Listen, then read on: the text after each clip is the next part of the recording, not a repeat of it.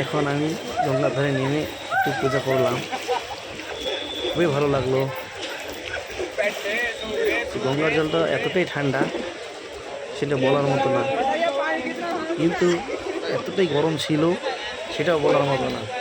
উপরে যে গরম, রৌদ্রের গরম, প্রচুর পরিমাণে গরম। আর এই মা গঙ্গা ডাইরেক্ট আসে পাহাড় থেকে। খুবই খুবই ভালো লাগছে।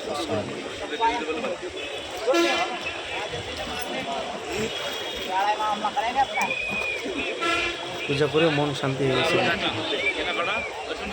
মা গঙ্গা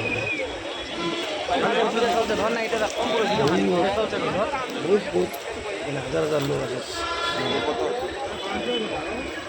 যদি আমি হরিদ্বার ঘুরি তো মনে করো সারাদিনও ঘোরা যাবে না। সেটা হরিদ্বার ভালোভাবে ঘুরতে গেলে 2 দিন সময় লাগে। তুই কিনেছিস? কিনে নিয়েছিস? আমরা কিনে নিয়েছি তো। প্রচুর মানুষ।